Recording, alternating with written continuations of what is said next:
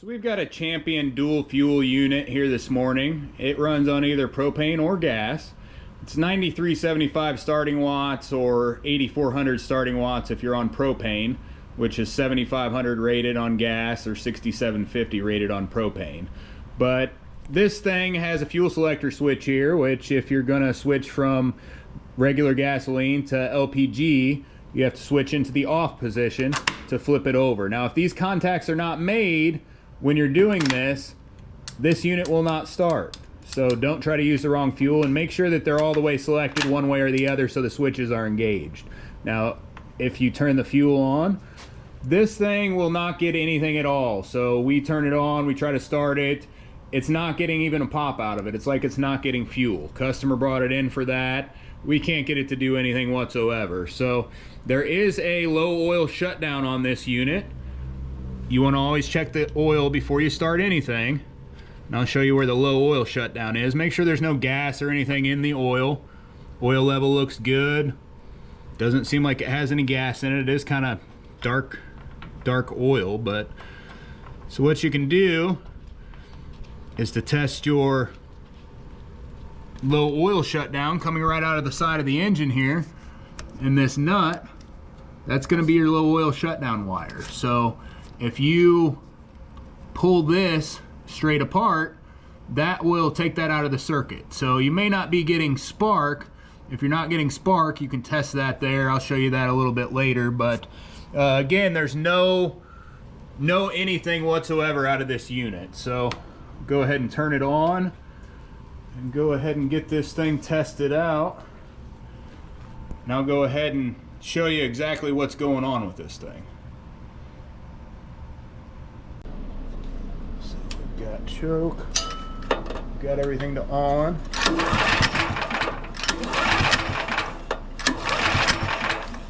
So we're getting nothing out of it whatsoever. What we'd like to do from there is check for the spark. So we use a spark checker. A lot of people ask me where you can buy these. Trillium Worldwide sells them on their website. You can just search for spark checker online.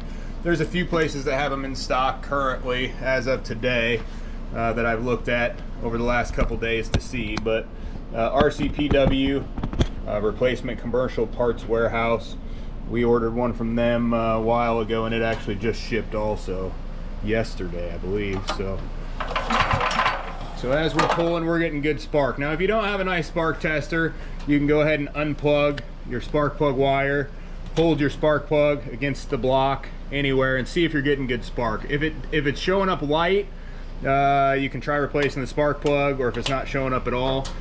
If it's not showing up at all, or if it's weak, you can try to unplug that low oil shutdown on the other side and see if that changes anything. Now, don't forget to plug it back in, because then if you're low on oil, it's gonna run with low oil that way. So again, you should always be checking that before you're starting the unit anyway. So we know we're getting spark here. It feels like we're getting compression. If the thing pulls over real easy, you may not be getting compression, may need to do some valve work or something else. You can get into the valves here with just one 10mm bolt to pull it off, kind of inspect everything. We're not going to go that far today because this thing is getting spark. We think it's getting compression. That only leaves one thing: we're not getting any fuel. So if it was a propane unit at this point, you may not be getting any fuel actually to the carburetor, but that's a completely different story. So what we're gonna do is we're just gonna add some auxiliary fuel here. Basically carburetor cleaner. You can use that, or starting fluid, basically anything flammable. See if you can't get it to pop over. I like this because it's a little less nauseous than the rest of them. And you just take the front, they pop off, the whole cover's out. See if I can, there we go.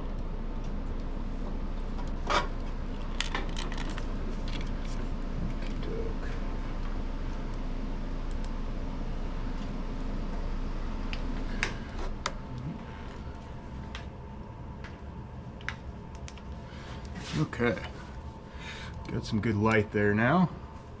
So right here is your carburetor. If you put your choke on the run position, you can kind of get your you can get your tube from your starting fluid or your carburetor cleaner up in there well, and get fuel directly into the engine. So you want a pretty good amount. You want it to stay started for a second, but you also don't want so much that if you get a backfire, you're going to start a big fire. You know, it is a possibility at any point when you're doing this, if the valves aren't seating or anything like that, that it could start a fire. So be prepared for that. Fire extinguisher, a rag to put it out, you know, so you don't cause any major damage.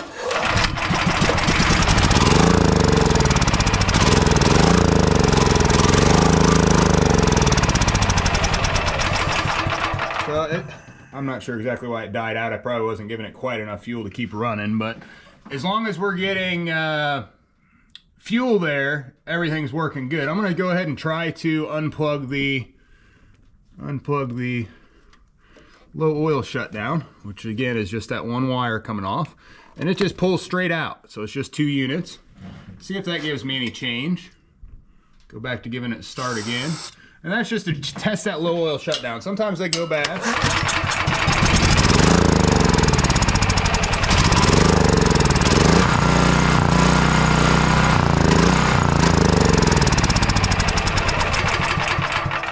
So as long as I'm proceeding to spray carburetor cleaner in it, it stays running. That means we're having a carburetor issue here. So the LP gas line and the fuel line both go to the carburetor. We're gonna test and make sure we're getting fuel to it, make sure the fuel is good. We did look down in the tank, and the tank looks clear as can be. The fuel looks clear as can be, but it doesn't smell the best. So if we look at the fuel, and we always replace any fuel that we don't know the origin of, no matter what. But the fuel just looks great. I mean, it doesn't look bad whatsoever. There's no water or anything in it that can be seen. Just clear. So, but it does not smell good again. So we're gonna go ahead and drain it. We use normally just a drain down into a bucket, which is probably what you'll do, is unhook it from the carburetor, drain it down into a bucket. But we're also gonna use an electric fuel pump here. It's just a little bit easier to get it out quickly for video purposes. So we're gonna hook this up at the top and just hook it back to the battery and get that pumping real quick, just to start to empty some of this fuel while we get down to the carburetor. So the main issue on any of these carburetor units is normally the ethanol and the fuel just gums them up real bad, causes you some blockage in the carb, and next thing you know, there's not enough fuel to run the unit. So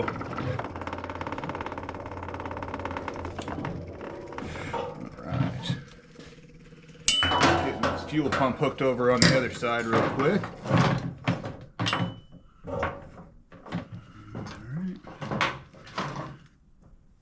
We do also see those the low oil shutdowns operate in a pretty consistent manner where they go bad.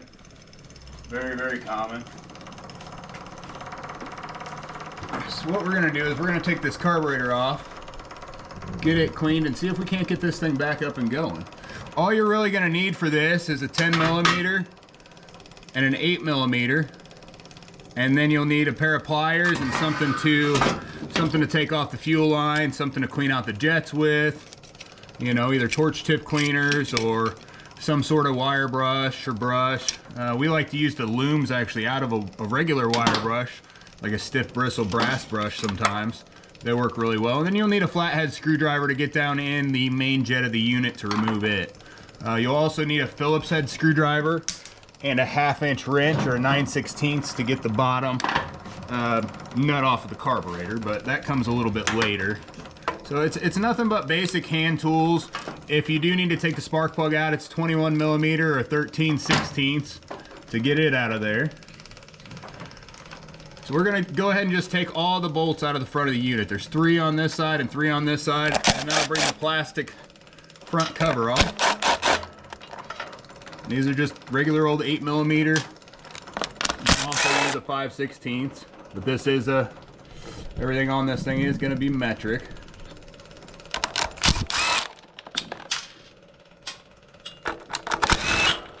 They put them back in there just right, so you can't use a regular wrench or anything like that. You've got to use some sort of a ratchet with a socket on it, or we use them just on an impact. But then the whole thing just pulls straight out and away. So now you're to the carburetor.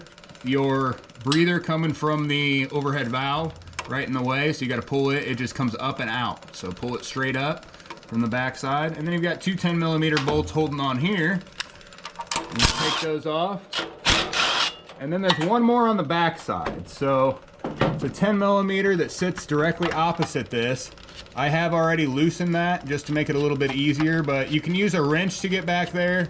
It's kind of tight, but once you get it loosened up, it will just kind of roll off of there. So just one 10mm nut. And then the whole assembly pulls straight out and forward towards you. Now there is another piece that comes off of some sort of the EPA line here. I'm not exactly sure what it is, but you can just pull it out of the back to get it out of the way. And now we're down to the carburetor. So that's your LP line coming in, and that's your fuel line coming in. What we're gonna do is we're gonna take the fuel line off and see if we're getting fuel to the carburetor. So, got it off.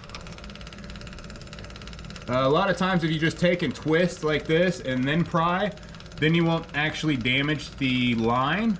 Otherwise, a lot of times you'll rip the line, and then if you don't have enough to pull from, you've got to replace the line going all the way back. So, looks like we're definitely getting good fuel to it.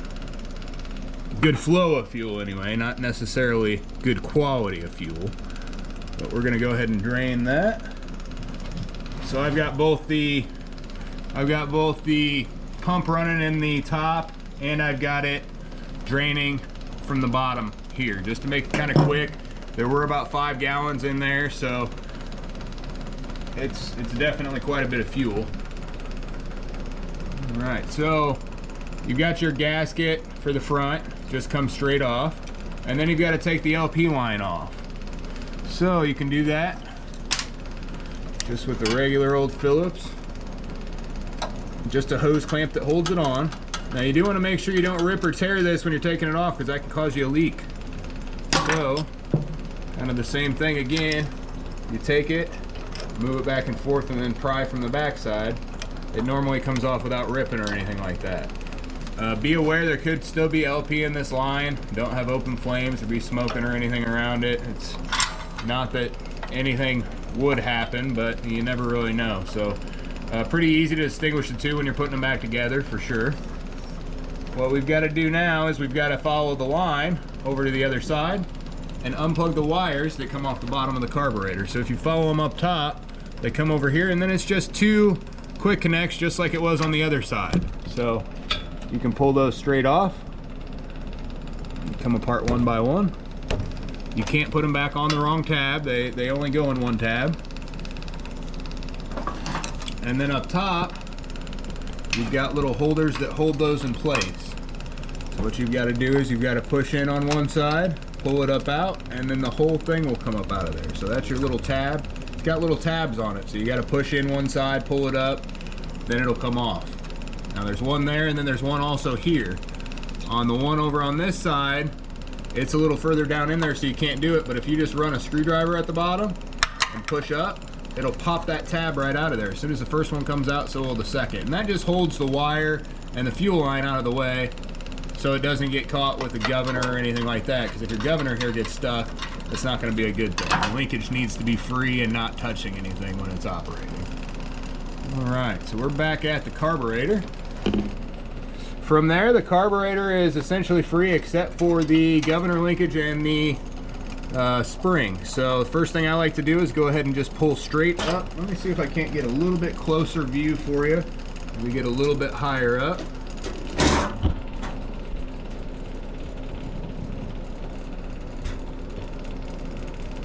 Seems like we're either out of fuel at this point, or the unit is just sucking air at the top.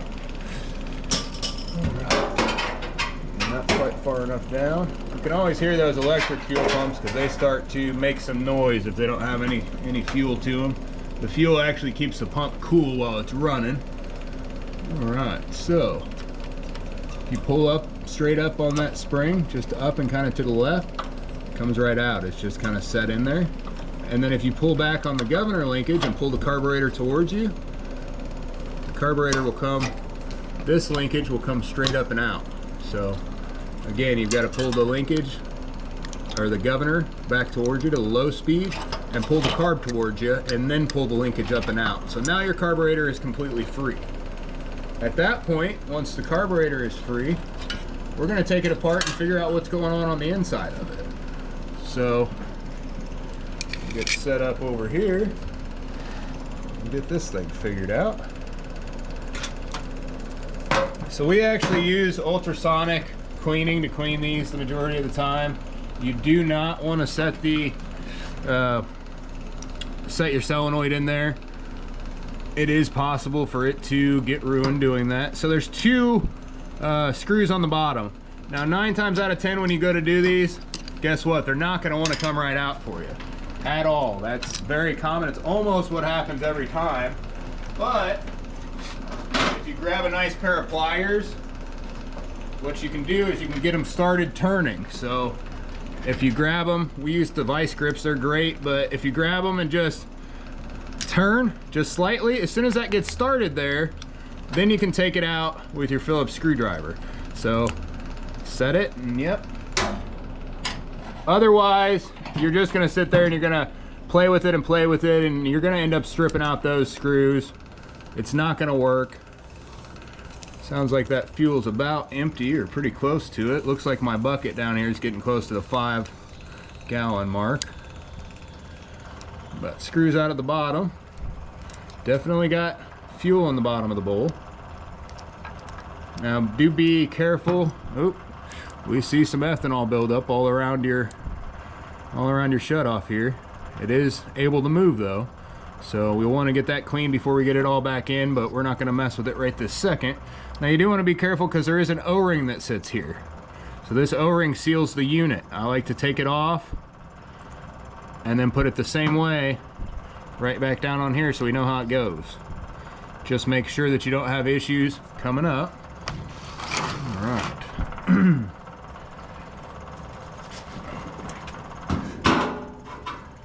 Looks like we're pretty good as far as the fuel goes. Might shut this off shortly.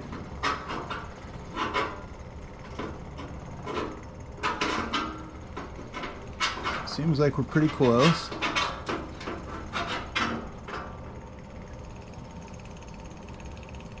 Not sure if there's any more.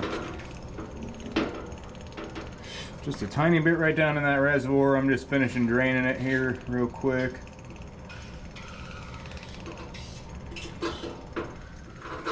The more you get out right now from the tank, the less you're going to have to mess with later. So always a good thing to get out as much as you can at any time you can. It doesn't like to drain all the way from the actual drain at the bottom.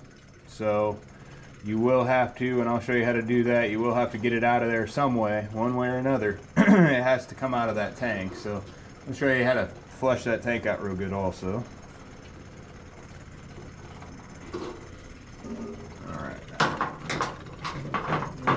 Pulled that. Now at the bottom here, I believe it's a 9/16 or a 14 millimeter. So that's good.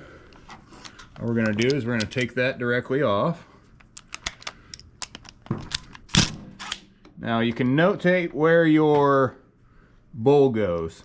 Your drain always goes 100% opposite of your inlet.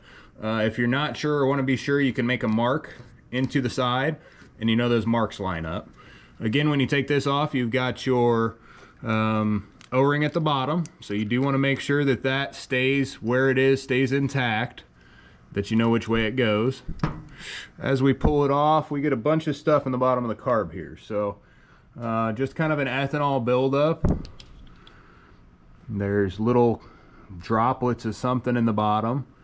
Not sure exactly what it is, but little droplets of something, some sort of ethanol or varnish from the fuel, tiny little pieces of stuff. So what that means is that over time they've been running fuel with ethanol in it, and it's just gummed up things. So the most important part here is down in your main jet, it's probably got a plug in it. I can't really tell from here if it's 100% plugged up or if that fuel's just too bad to actually run this unit, but normally if the fuel's super bad, they'll at least start on choke, just won't run once you take the choke off.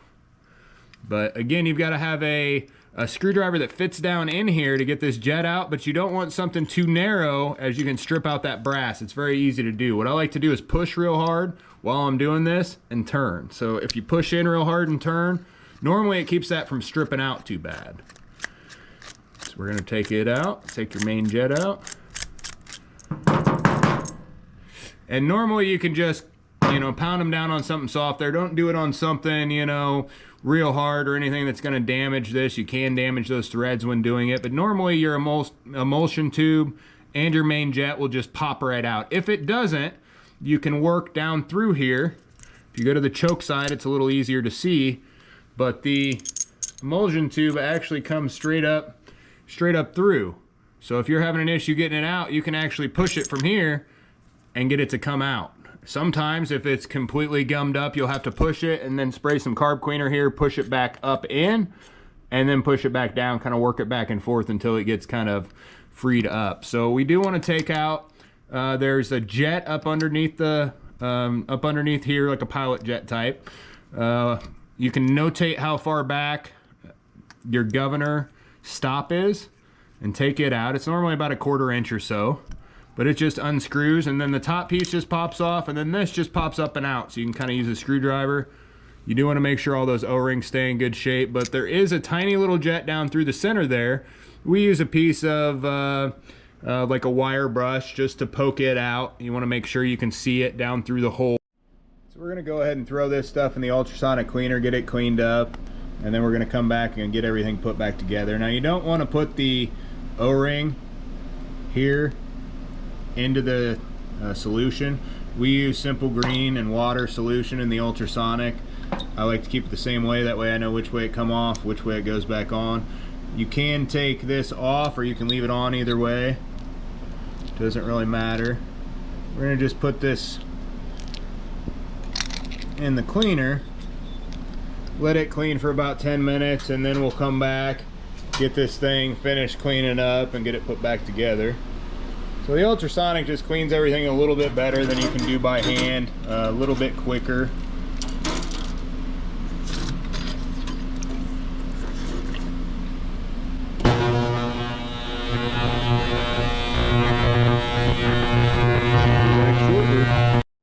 So we got the carburetor out of the cleaner. Now all we're gonna do is we're gonna go ahead and clean everything off with carburetor cleaner.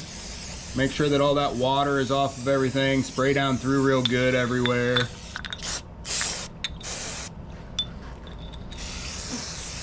Both in the bottom of the bowl. If there's anything stuck to the side, you want to get that all cleared out well also, and then you can use compressed air to clean it off from there.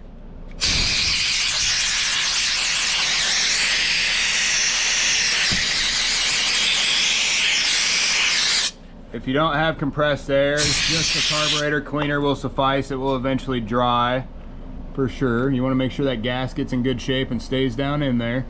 The main seat, you want to make sure it's completely clear and there's no debris or anything on the insides of it. So we like to use just these little brushes to kind of clean down through.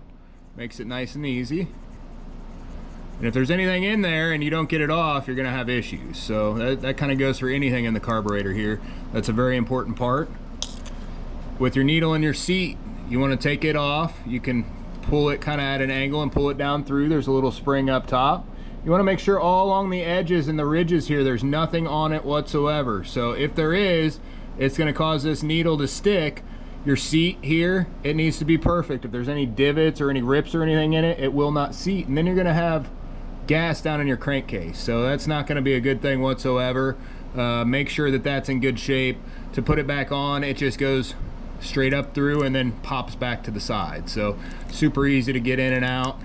If there's any fluid inside the float here, then it means your float's bad. It's not going to float. It's not going to do its job. So make sure that's not the case. This one doesn't have anything in it. You can clean your emulsion tube next. You can do that with a wire brush, or you can use torch tip cleaners, anything like that. You just want something that's going to get down through these smaller holes and be able to clear all the way through. So you want that 100% clear all the way through. One easy way to check is you can either spray through it with carburetor cleaner coming through like such and see what the spray looks like as it comes out, or you can go ahead and just shine light through on the back side and make sure that there's holes that you can see 100% through them as you're looking. So if you're shining kind of like that, you should be able to see the holes down through there as you're coming around to them. So then you got your main jet. Your main jet, you want that 100% clear. It looks like there's a little bit of something down in there. We're gonna clean it out real good with this. You don't want any of that stuff off of there or still on there, because that'll clog up your jets again. It'll get in the emulsion tube and it's not gonna run right. So on the back side, there's kind of little divots here. You wanna make sure that those are all cleaned up also.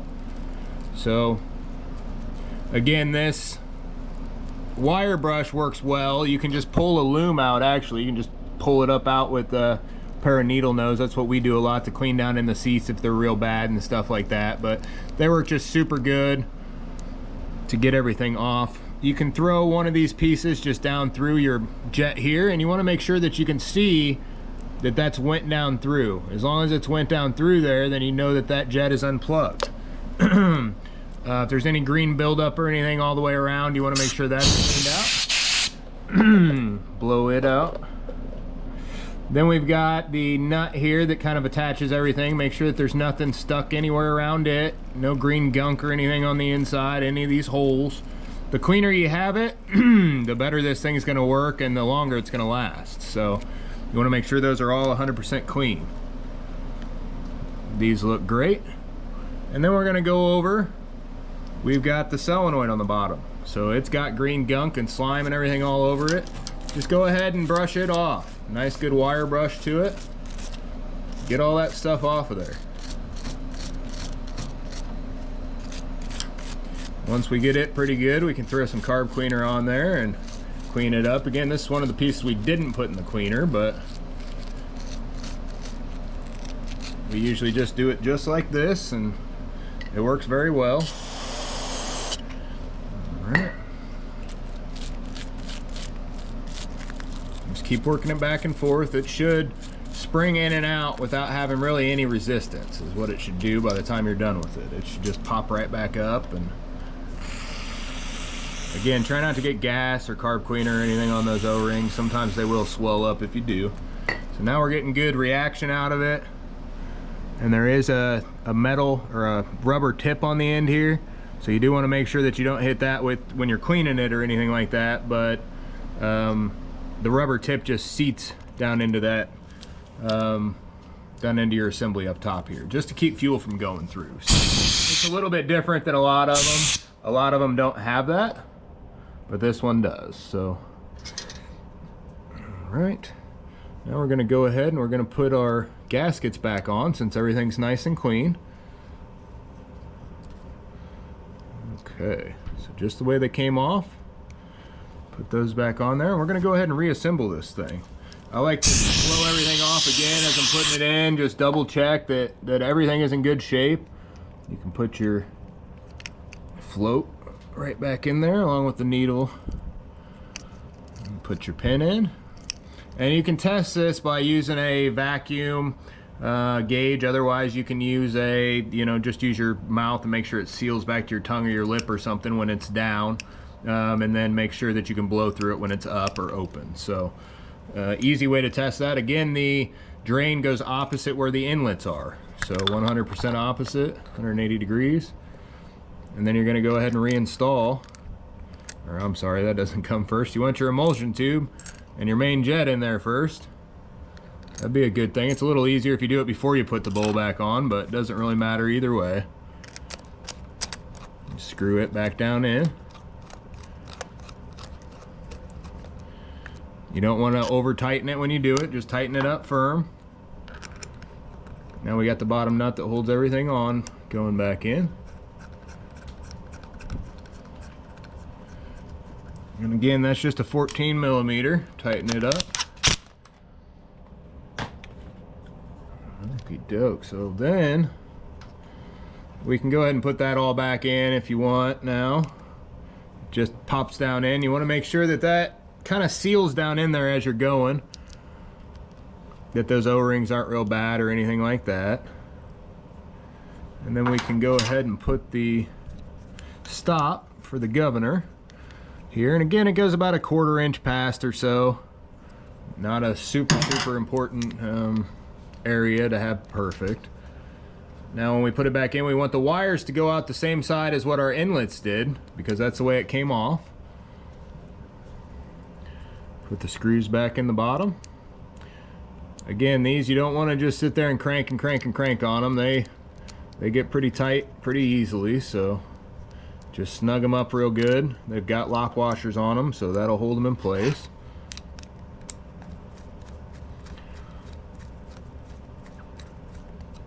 They always get stuck, it seems like, almost every time, even if they're brand new though. You can't take them off normally without using that plier trick that I showed you. Alright, so that's all set, and now we're ready to go ahead and put the carburetor back on the unit. So what we're gonna do is actually finish up making sure that there's no more fuel in the tank at this point. So the easiest way to do that is to prop up the back just a little bit. So that'd be the opposite side of where we're working. You want to prop it up just so the fuel drains down this way all the way. So with it draining down through this way, if you look down in here, you shouldn't really see any fluid whatsoever if it's all the way drained. So we still see a little bit down in there.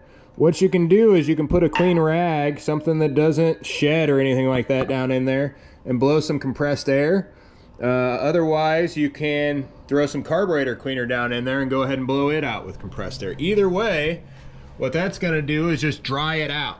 It's going to get all the rest of the stuff out of there and get that tank 100% dry, because you don't know what that stuff in there is. You don't know the quality of that fuel.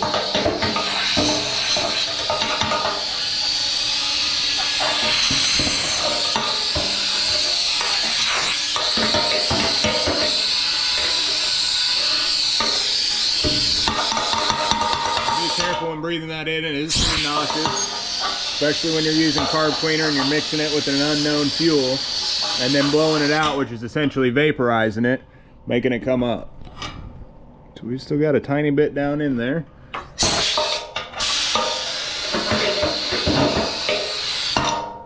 I'm going to do here is the old towel trick. Got a new towel.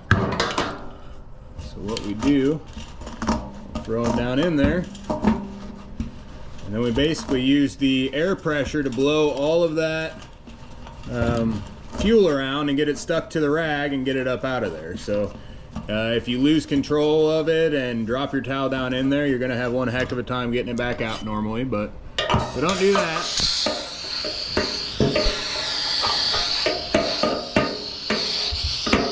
And after all this is dried out, as long as you have compressed air also, the compressed air,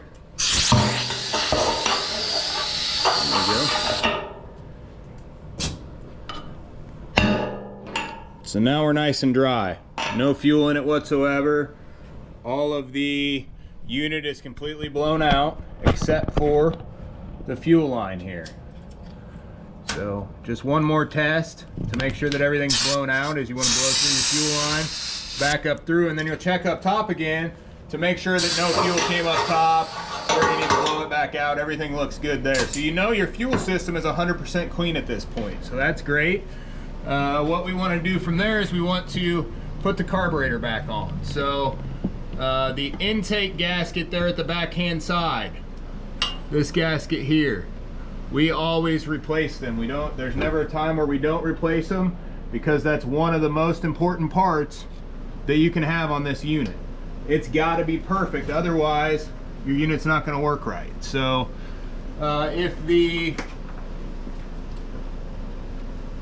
you do not have one obviously handy, you can order one. It's the same as like a GX 390 if you want to look that up, but we always replace it. Also, if your black plastic adapter is loose at all, if you can move it, we replace that one also. If you can't move it, it means it hasn't broken free. It means there's no way for it to leak.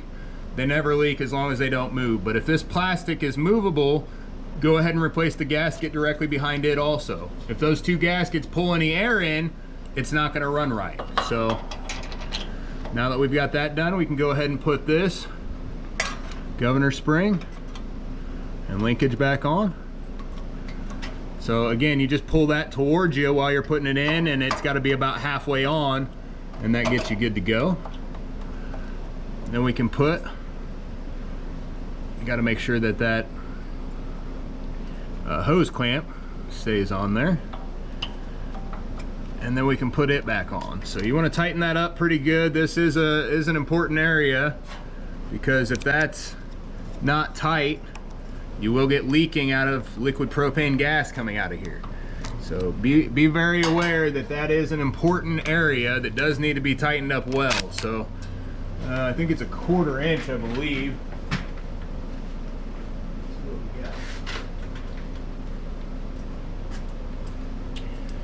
Just tighten that up good. You know, it's the last thing you want is accidents to happen. No, that's not working either. Guess it's not a 1/4, maybe it's some weird metric size.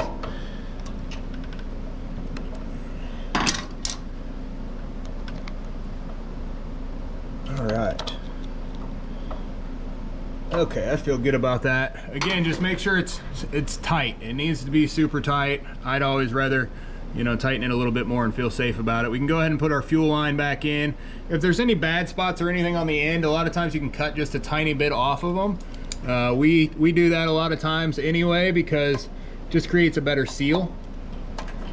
So right at the end, just snipped a tiny bit, throw it back on there. It just seals in a different spot then, so it's not the same area that it's been sealing at the whole time.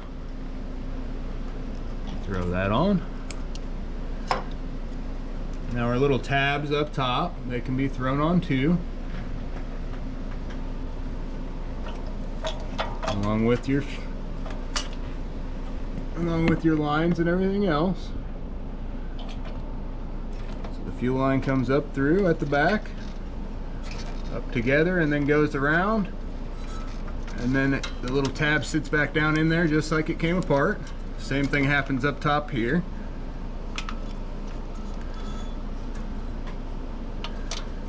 Alright, and then you go ahead and plug your wires back in on the side. So the wires get plugged in, they just go straight back together. You want to make sure those little covers are over them, just so you don't get any water or anything up in there. And then that whole loom gets connected back over here. We're going to go ahead and connect the low oil shutdown right now also, since we had it apart to test it. And then there's just a little keeper that kind of wraps around, so you kind of bundle all this wire up and just wrap it up there, and it sits out of the way off to the side. So no big deal there. Now the carburetor is completely hooked up besides the intake gasket on the front and your air cleaner cover.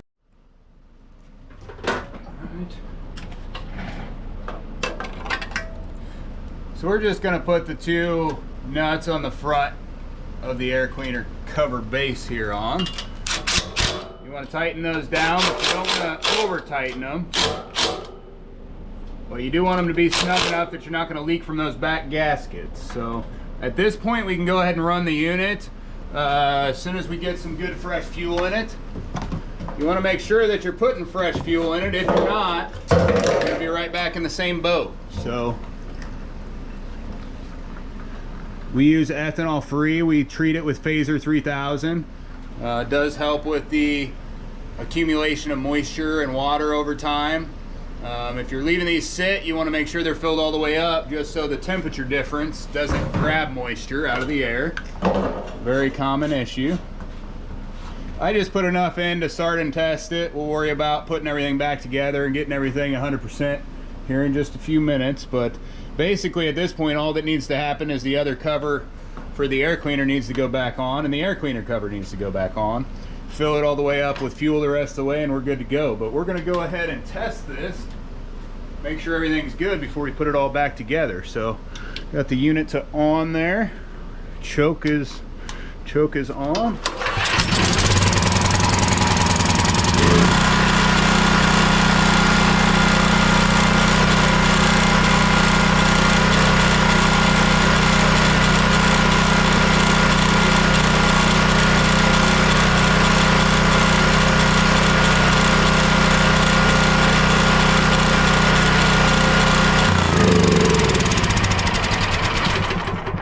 the unit does start and run now. It runs well.